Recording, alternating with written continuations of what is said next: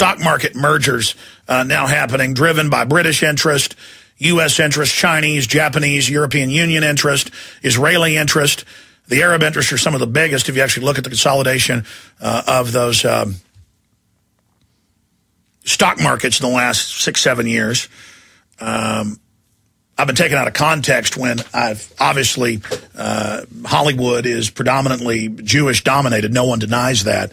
I was pointing out of a Fox News and AP article like 3 years ago that the biggest stock markets in the world were the stock markets themselves were majority owned by Jordanian but not even so much Jordanian. They were part of it in one article. Saudi Arabian, Yemen, those oil-rich countries. And I was pointing out the globalists aren't going to let the Arabs keep that. They're going to fund revolutions. They're going to overthrow them. And just like they're doing with Hosni Mubarak, seizing his $7 billion, he's poor compared to King Fahd and the rest of them.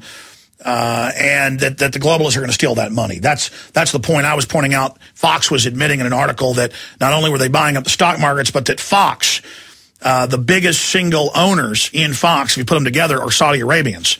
Rupert Murdoch has a deal where he can own a minority of Fox, but in those deals, he and his family still control Fox.